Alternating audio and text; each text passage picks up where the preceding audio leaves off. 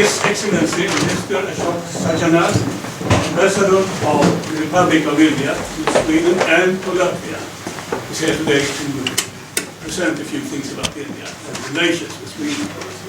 He has served his country in a number of places and countries, among them Washington, Moscow. I would also mention Brussels. I was thinking of the special sort of assignment you had with the multilateral trade of Uruguay round. That was in Geneva. And then we have another assignment which you had, a very leading assignment at the Indian mission at the European Union. Today, your focus is more on bilateral trade between Sweden and India, particularly, I would say, with some interest in tracing Swedish advanced technology for energy supply in an area where I've seen you in action. So I think you will mention a little about those things today. Very welcome. Thank you.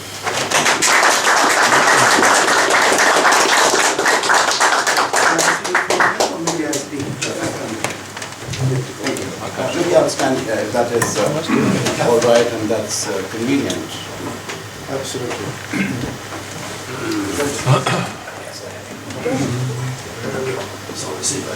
Please.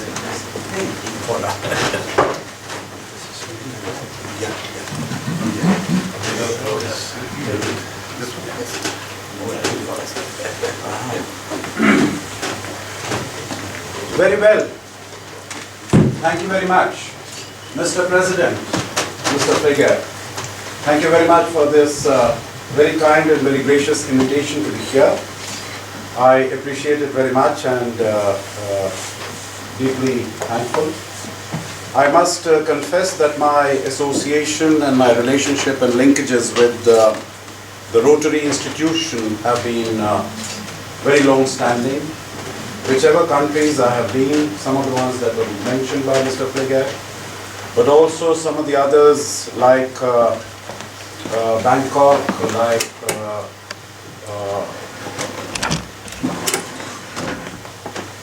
Geneva, of course, was mentioned, Tehran, Bonn, etc. Wherever I have been, I have always had very good equations and I have always addressed several Rotary Club meetings, and I very much appreciate and congratulate you on the wonderful work that is being done. Here, even in Stockholm also, I've had opportunity to speak at a number of Rotary Club events.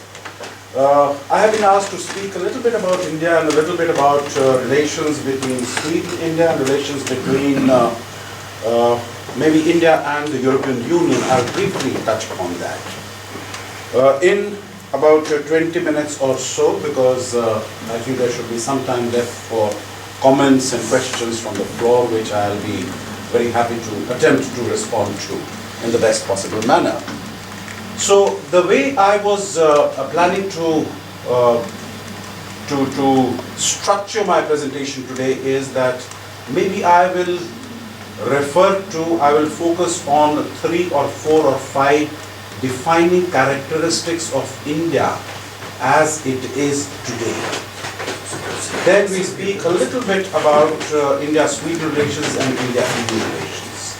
And I think after that we can have the floor open for discussions. So in terms of some of the defining features or characteristics of India, the first possibly I would identify is that India is a land of diversity, and this is something that also we will be discussing at the lunch table.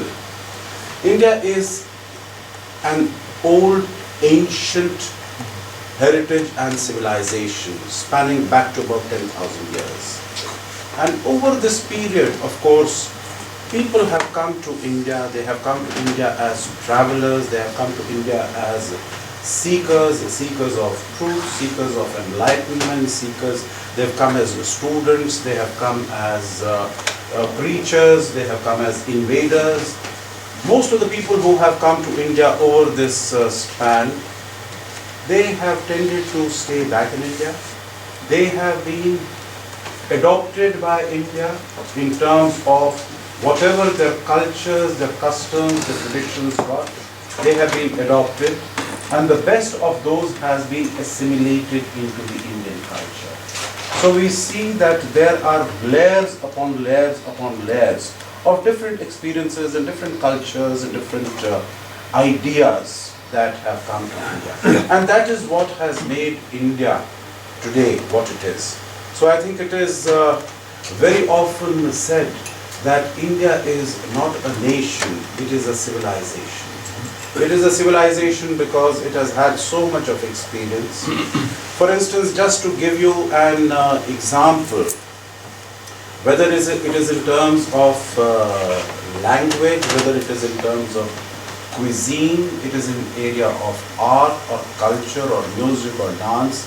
It is said that if you move from one place to the other 100 kilometers, you will find an entirely different, and I think some people who have been to India will be able to testify to that it is different cuisine, it's different dresses, it's different costumes, it's a different way of, different dialects. So there is this diversity, but behind all this diversity is that underlying unity of India. Just to give you another example in terms of the diversity, we have 4 of the world's major religions that were born in India. Hinduism, of course, a very, very ancient religion. Then you have Buddhism, 2,500 years ago. Jainism, also 2,500 years ago, around about that. And then you have Sikhism, which was about 600 years ago. Sikhs are the people who wear the turbans, who are the valiant, the martial race in India. India has been home also to 4 other major religions which have come to India, and they have flourished and they have blossomed and they have prospered. Christianity, for instance, came to India in 52 AD. St. Thomas came to preach the gospel of the Lord in 52 AD. And some of you might recognize that it came to India a good 1,000 years before it came to Sweden, or for that matter to Europe. And it has come and it has stayed, not only stayed, but it has been welcomed, and it has been propagated and promoted. Similarly, Islam, similarly Judaism, similarly Zoroastrianism, before other major religions of the world, and they have come. And all these religions are flourishing and blossoming and prospering. I think that is what has the fundamental idea of India, that is in terms of integration of the whole society. I will not put it as tolerance, because tolerance means just tolerating the other person's ideas or thinking. But here in India, the differences are celebrated. You rejoice, you participate in each other's, whether it is different customs, different traditions, or different festivals. So the first aspect that I will underline is in the area of diversity of India. The second feature that I would like to underline and emphasize is the second aspect that I would like to underline is the fact that India is the largest democracy in the world. And there some of the facts and figures are given. It is India is a country with 1.2 billion people. And every 5 years it has been going to elections since 1950. 1947 it got independence, 1950 it became a republic. We've been having elections after that. And like the last elections in 2009, the total electorate was about 800 million people. Out of that 800 million people, the number of people who actually cast their vote was about 65%. That means more than 550 million people. And these are conducted all over the country, elections, and elections are free, fair, transparent.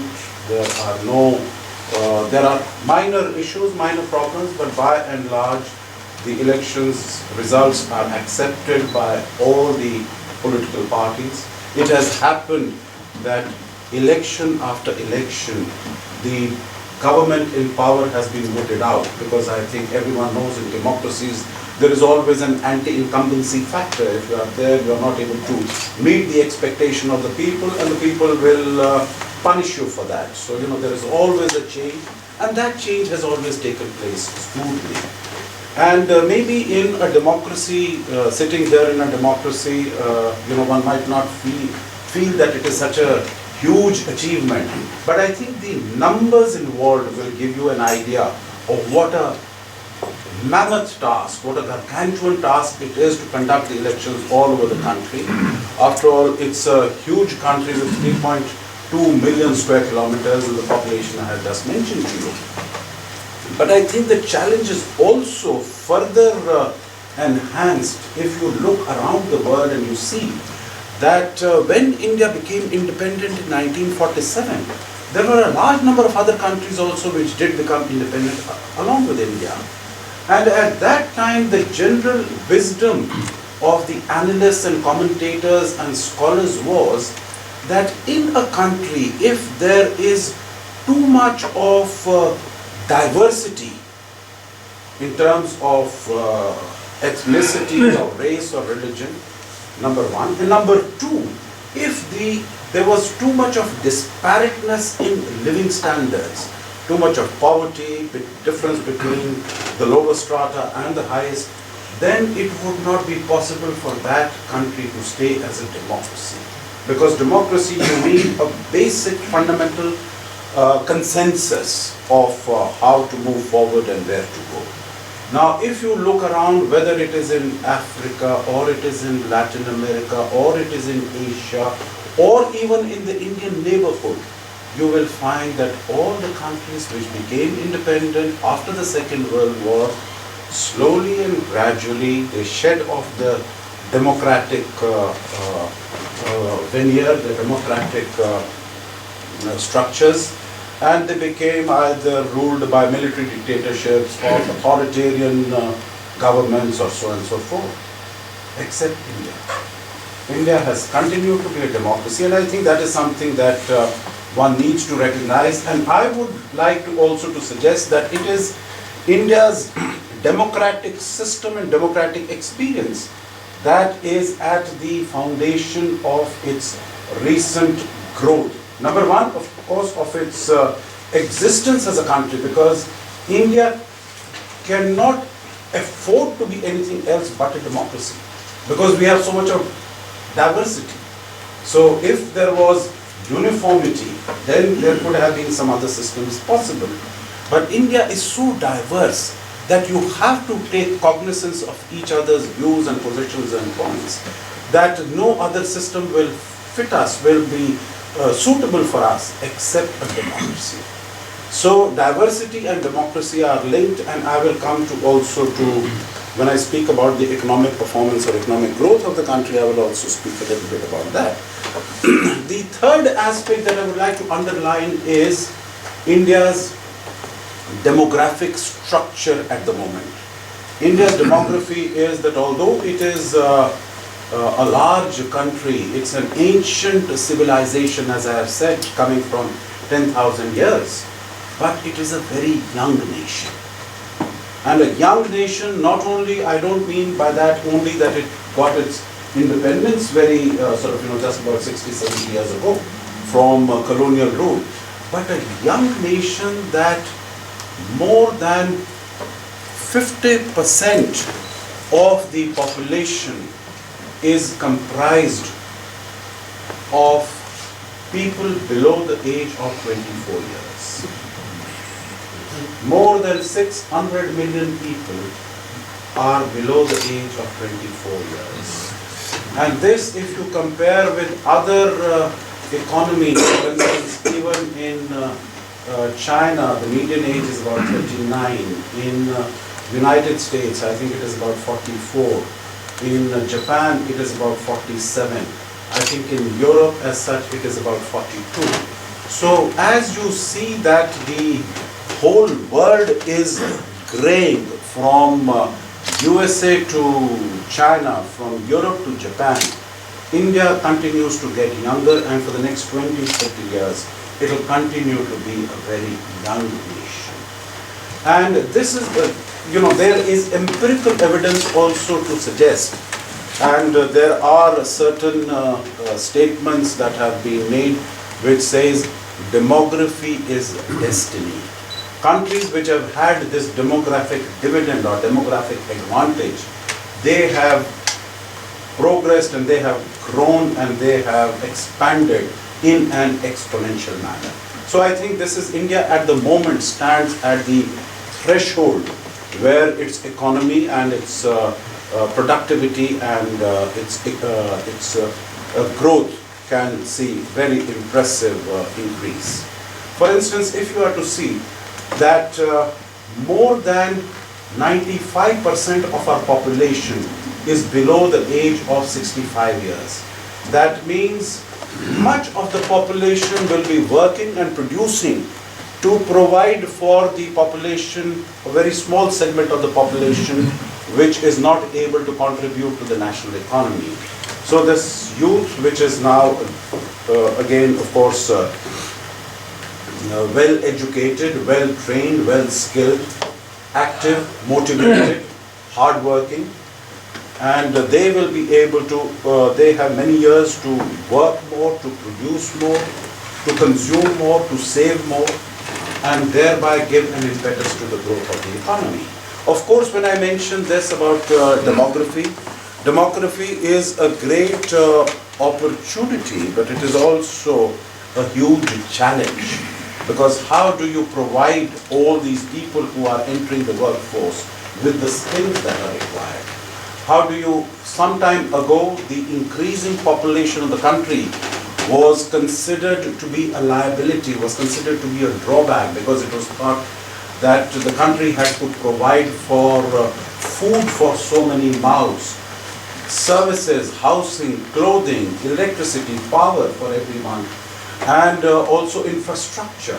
But now it is taken as an asset, it's taken as an advantage. And when you take any factor or any feature as an asset, you want to provide it with the best available facilities and possibilities. So education, healthcare, and infrastructure. These are the three aspects that India needs to work on, that India needs to focus on, and it is doing, and it is working in that direction. And of course, our collaboration and cooperation with Sweden also is an important aspect in that endeavor. The fourth aspect that I would like to briefly touch upon is the issue of India's economy. And India's economy, let me say, it has been growing significantly over the last several years, last 10 years. We have the figures here. And as you can see that notwithstanding the international economic crisis of 2008, where we saw the gross domestic product coming down from about 9.2 to 8.7 and 6.8, but it has been able to rebound back. It has been able to come back. And we reached 8.6% in 2010-11. And last year it was 7.1%, which was, I must confess in this group that it was a huge disappointment in India, because we were looking at about 9% growth. But I think the sovereign debt crisis in the Eurozone area, and because of our very close linkages with the Eurozone area, that estimates had to be brought down as we went through the year. But this year again we are expected to increase our GDP growth to about 7.5%. Let me quickly go through some of the other aspects of the foreign exchange reserves are extremely healthy, about $300 billion. Let me mention a small anecdote that when we started on our economic reform program in the early 90s, then we had, and I think you were, Mr. Flavier, you were involved and associated with India at that time. Our foreign exchange position was so difficult that we had to fly our gold reserves in physical form to the Bank of England and to the Bank of Tokyo in Japan to be able to get funds from there so that we do not default on our commitments. India has never defaulted on its commitments ever, and we did not want to do that at that time. And that is when the reform program started with the current Prime Minister as the then Finance Minister. But to give surety, we physically, by chartered aircrafts, we exported bullion to them, and we got money from that to pay our and at that time we had enough foreign exchange reserves to meet 1 week of our import requirements. So precarious was the situation. Today we are in a situation that we have funds to take care of maybe about a year of our import requirements, and much of our foreign exchange reserves are also in the United States, in the US Treasuries, and it is bankrolling their difficult situation at this time. So foreign exchange reserves are in a healthy state. The foreign direct investment equity inflow, that has also been, notwithstanding the fact that there has been scarcity of liquid funds all over the world. You can see that even in the worst case scenario of a timing of 2008-9 when the international economic crisis was there, India received a very handsome inflow of funds, and over the next few years also it has been quite impressive. As far as the foreign institutional investment, that is in the stock market, is concerned, you will see again it has been doing reasonably well, except in the year of the economic crisis when it is known, I'm sure all of you are aware, that money invested in the stock market is known as hot money because it can be taken out very quickly and very easily. And that is money that one cannot rely upon that it is going to stay for a long time.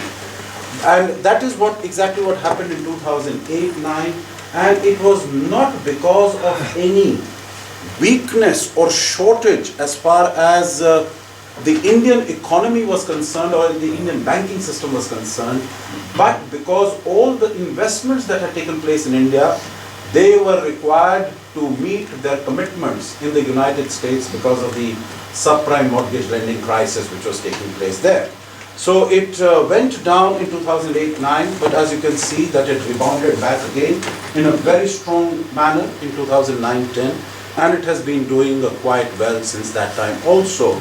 Exports also, as you can see, in 2008-9 because of the crisis they came down, and that was the result why the GDP growth also declined from about 8.6% to 6.8%. But they have been.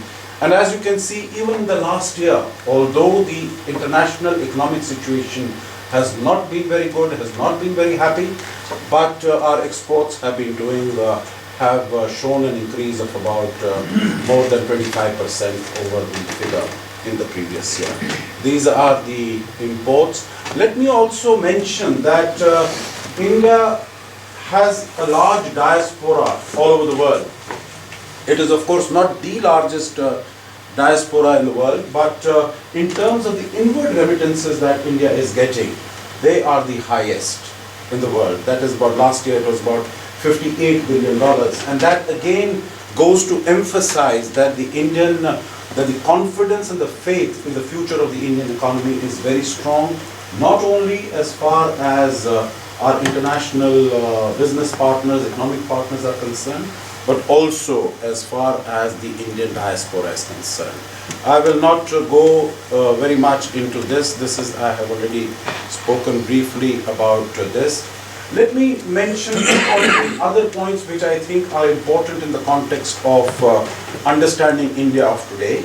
Number one, that there is a very strong entrepreneurial class in India. All the growth that you see in India today is as a result of the entrepreneurship of the private sector. In many other countries, you would see that it is basically it is the public sector, it is the support of the government which is making the economy and the companies grow. In India, it is quite to the contrary. In all the names that you see, even those who have come here, of the companies, or those who have made their mark in Europe or in the United States, they are all private companies. And so there is this entrepreneurial spirit, which as we move forward in the years of the knowledge economy, that is what is going to stand India in good stead.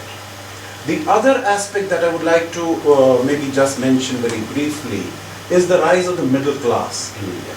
And the middle class is about, let's say, figures vary, but anything between 300 to 400 to 450 million people.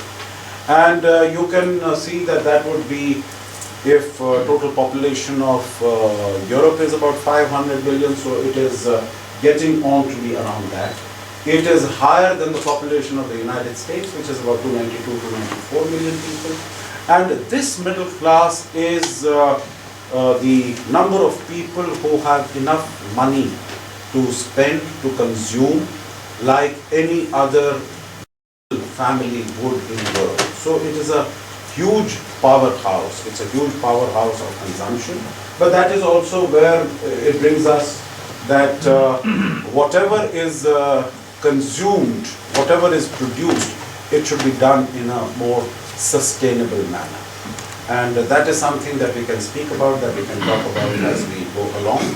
The last aspect as far as India is concerned that I would like to mention is the science, the quality of the people, the human resource that is available. And that is something, whether it is the third largest scientific and technological manpower resource in the world.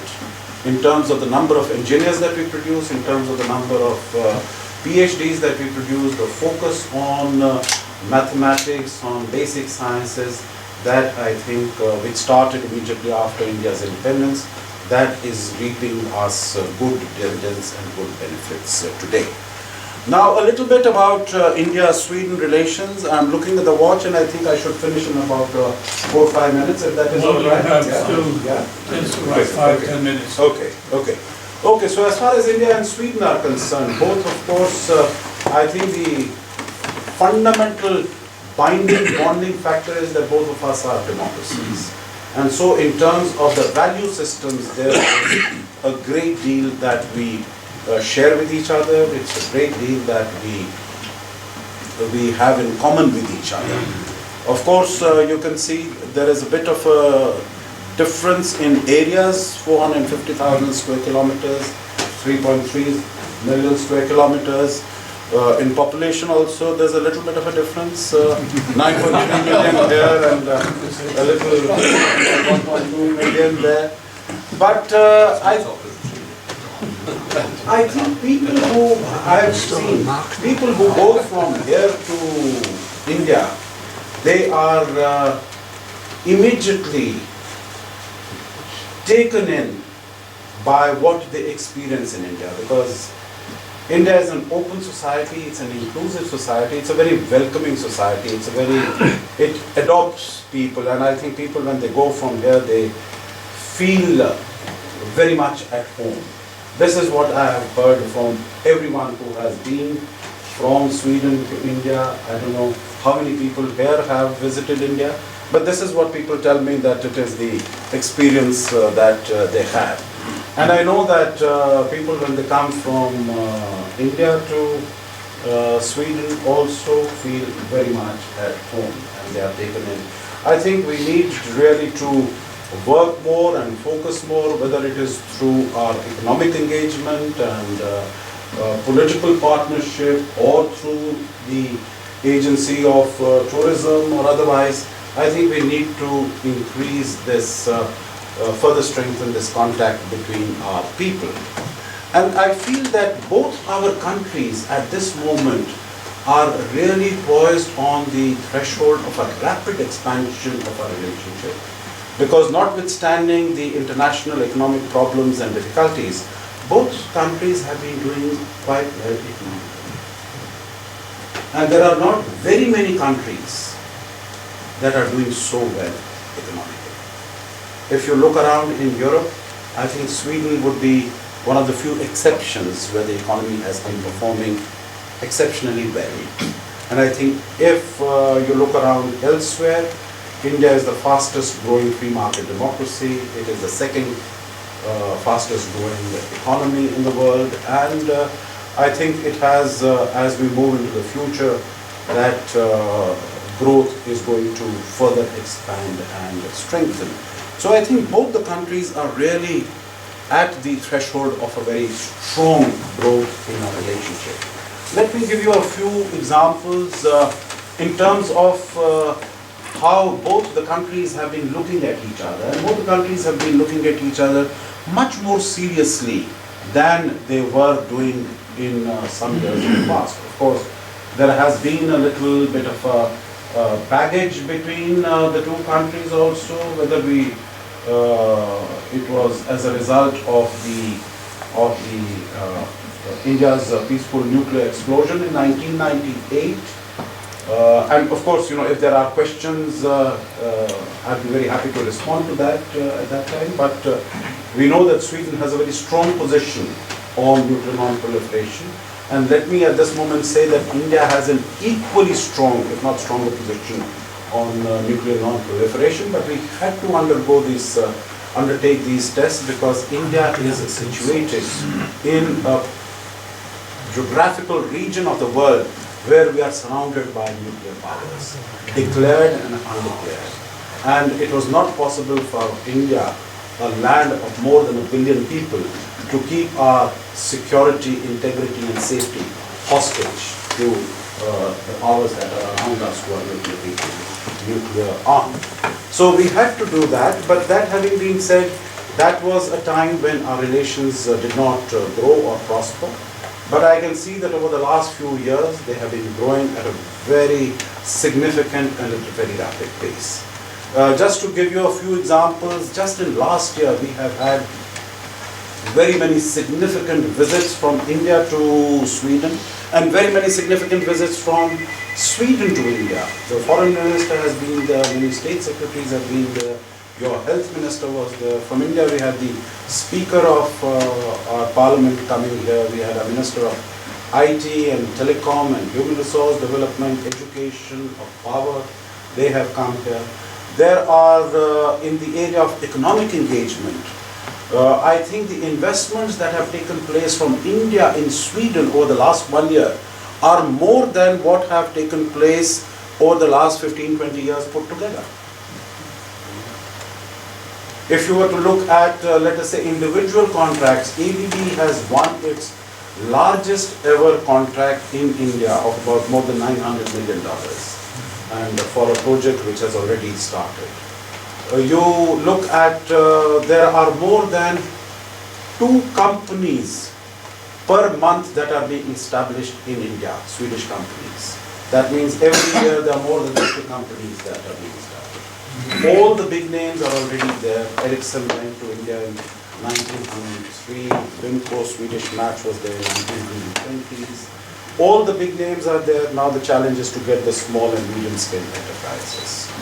There was a business survey that was conducted late last year, and there it was Swedish companies, all the companies that are in India, and they were interviewed, and they said that these companies invested more than 1.2 billion kroners in India over the last 2 years, and over the next 2 years, that is 2012 and 2013, they are going to invest more than 3.5 billion kroners, that is twice as much. So I think if you look at it in every sense, the relationship and the cooperation is getting more vibrant, more dynamic, and more robust. If you were to look at, I remember even when I came here about 1.5 years ago, I could see much of the reporting in the Swedish media and the Swedish press used to be about some disaster having taken place, some famine, some drought, some other problems or difficulties. Over the recent past, what I see is basically how the Indian economy is doing, how well it is performing, how the bilateral partnership is growing, And I think what a few years ago was seen, India was seen as a land of disasters and tragedies and accidents. Today it is seen as a land of hope and with great optimism, not only for the people in India itself, not only for the region, but for the world in general. Not only in economic sense only, but as far as security, as a responsible international player, and as a responsible international economic entity. So I think there has been a great change. This is what I was telling you in the business climate in India. These are all Swedish companies who were interviewed, and it is their finding. Let me say a few words about the relationship between India and the European Union. We developed a strategic partnership between the two countries in 2004, and since then there have been annual summits at the highest political leadership level. The one aspect that I want to underline is that both EU and India are negotiating a free trade and investment agreement. And it is very likely that that agreement should be concluded and should be signed and should become operational during 2012. And once that is done, that is going to provide a strong impetus to the bilateral relationship, and including that of Sweden. So the future looks very bright, the future looks very good. Of course there are challenges. I think all of us living in the world of today know that without confronting challenges and without dealing with challenges, it is not possible to yield and reap the benefits. But the harder the challenge, I think the better and sweeter will be the results. So let me finish there, and thank you very much for your attention. I know that it is not easy to keep our eyes open after such a wonderful and a sumptuous lunch. But I'm very happy to see that I have not seen anyone nodding or falling asleep, unless my eyes don't go this side. But thank you very much for your attention.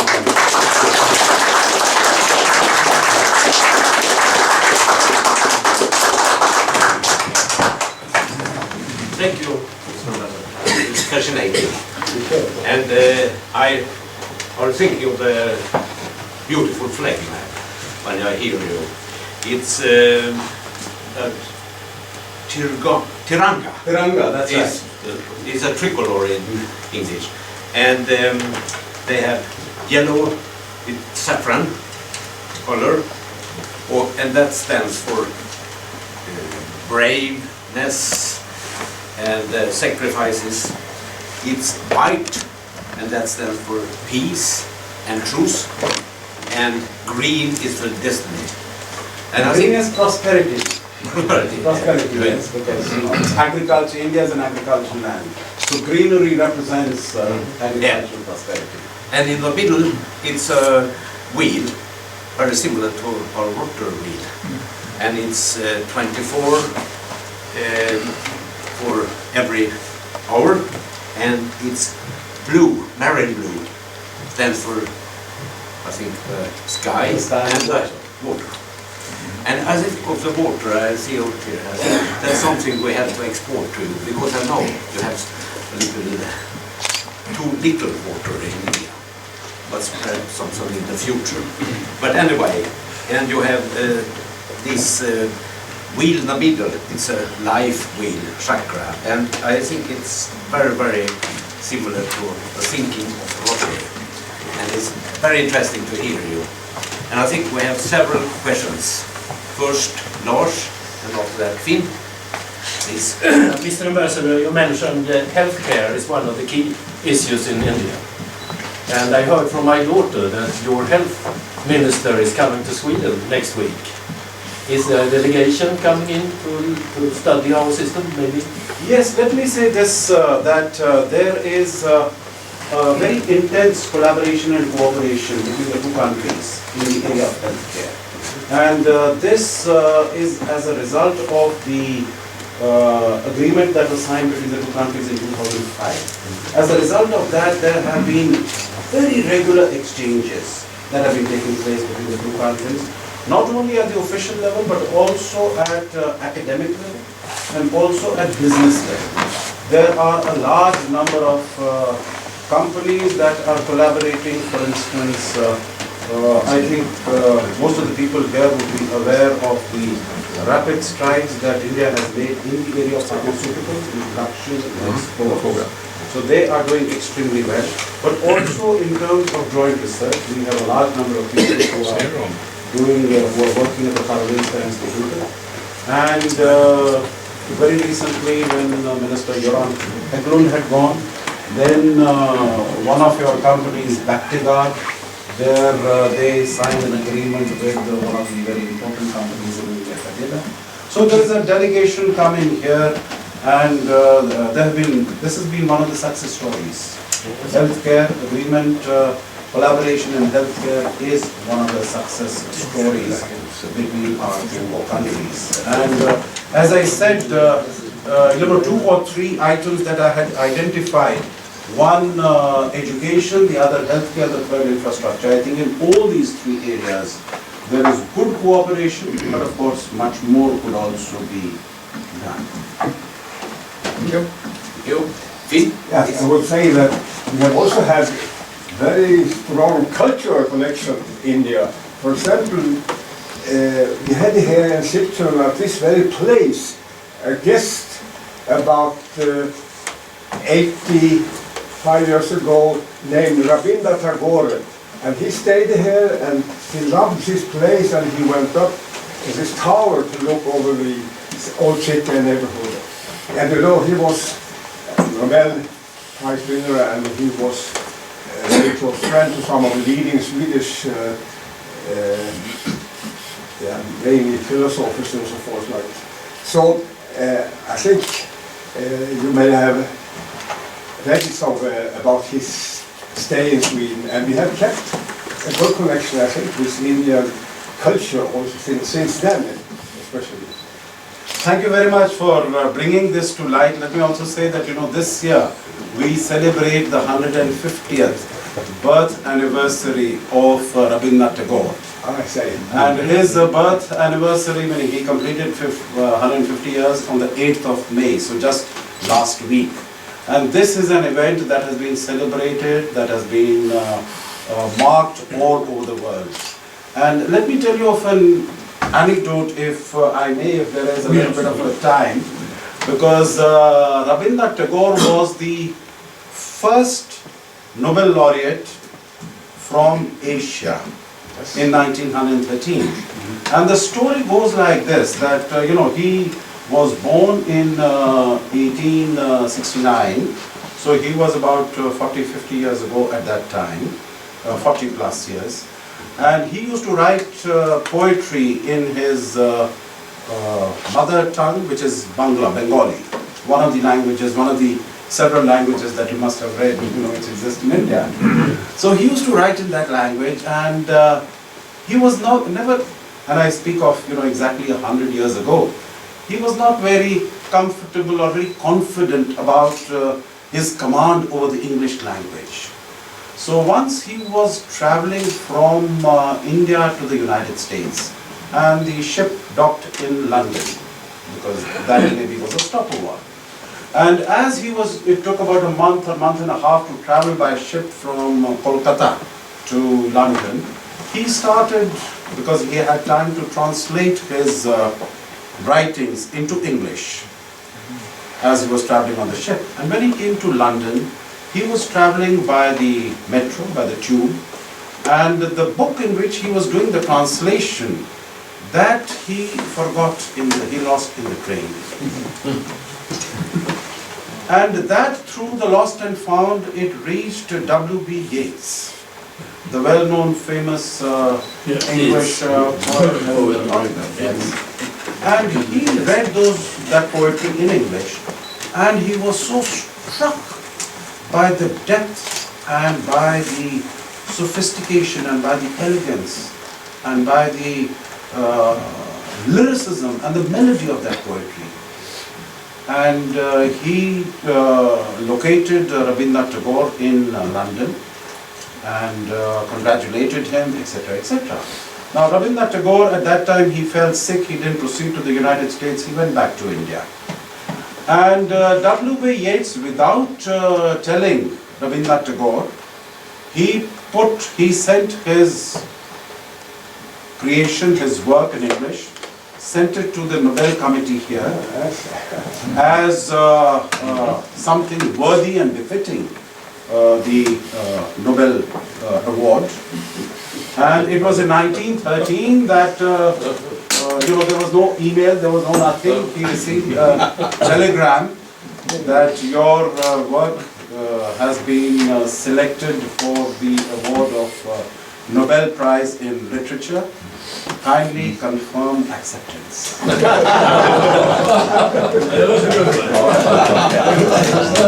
that telegram is still available in the museum that has been set up. So Rabindranath Tagore, of course, he could not come here in 1913 because that was the time when the First World War was just beginning.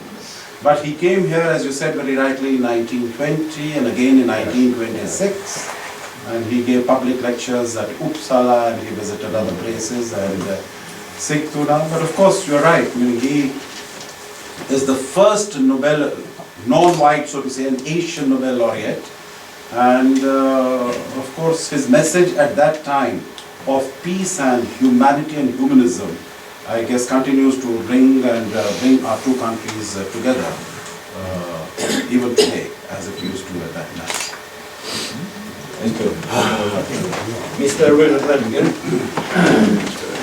India is world's, I think, largest exporter of IT services, primarily programming systems development. Could you just briefly comment on the background? Because this is at least 10, 15 years ago. Somebody or many in India must have recognized the potential.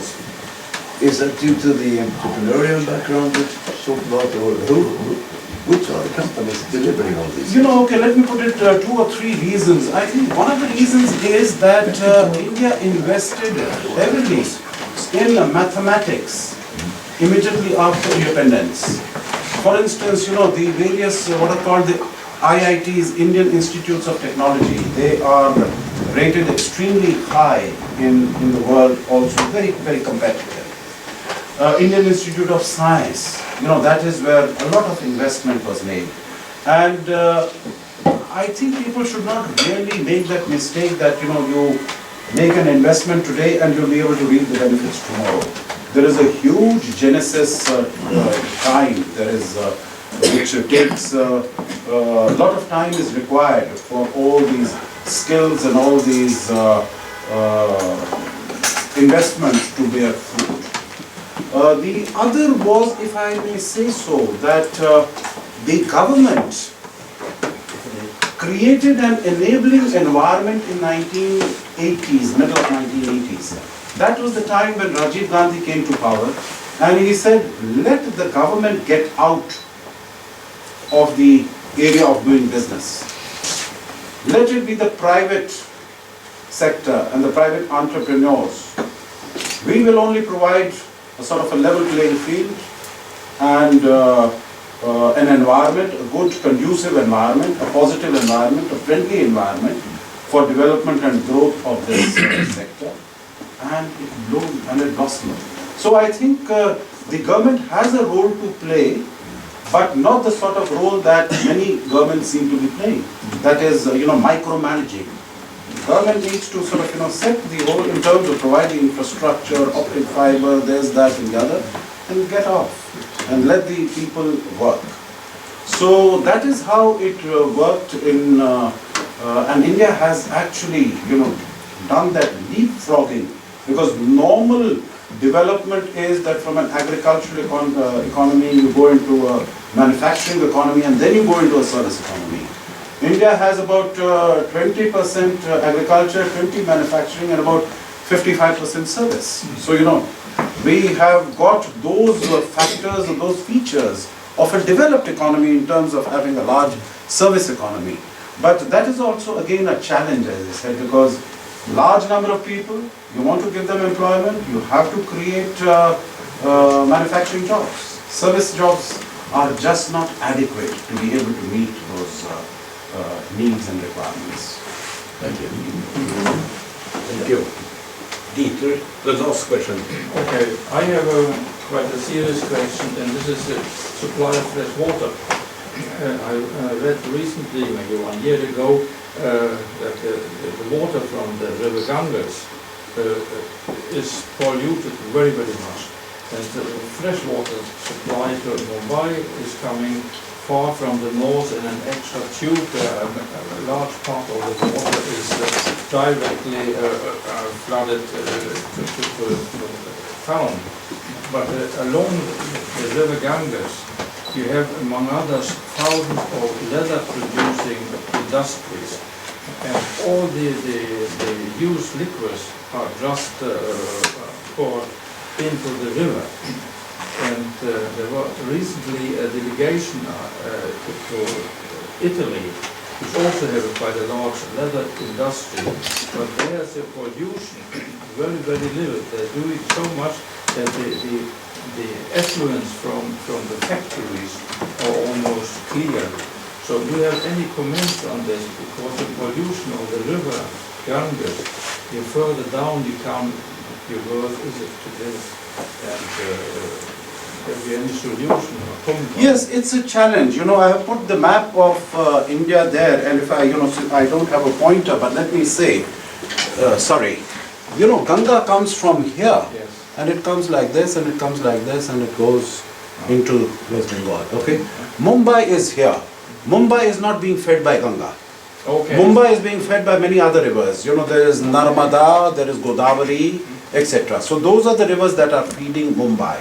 So, one, in terms of basic factual information, Ganga does not provide water to Mumbai. There's Ganga and Jamuna, which are up north.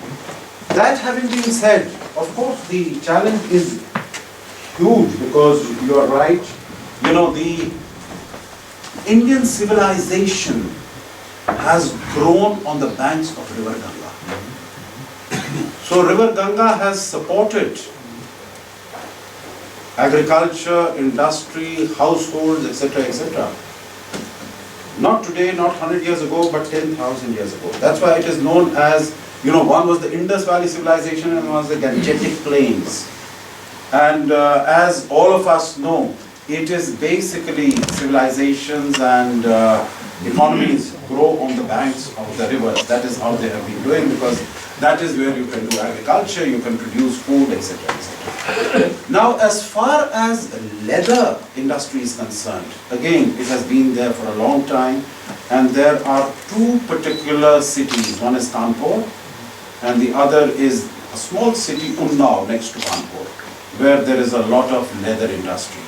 But slowly and gradually, they are being told to upgrade their technology, because you see, even leather industry that pollutes water, there are other industries which are sending effluents into the air. And that Agra, it's very close to the Taj Mahal. It's very close to the Taj Mahal, so even that was being affected. So government has been very proactive in that. And there has been a Clean Ganga campaign to clean the Ganga waters. It is a big task, it is a huge task, and of course government is focused on it. It is very conscious of what needs to be done. There's a lot of investment that is required, a lot of new technology that is required, and I think everything is really being done to, again, we didn't get too much time to talk about, sustainable development of the economy, whether it is in the area of energy production, energy consumption, water, and climate change. But these are issues that definitely the government is very aware, and it is entering into what are known as public-private partnerships, so that it is not only the responsibility of the government, but it is able to get the private entrepreneurs and other activists to join and to deal with these issues. Thank you. Thank you very much. It's fantastic to listen to Mr. Lassie. And we have a small gift to you to remember us. It's the oldest town in Sweden, the Sigtuna. Indeed. And more than 1,000 years ago, the king here, Wolf Schöckholm, he were making the first coin in Sweden, and this is a replica. Wow. And you will always remember us, and we will remember you. Thank you very much.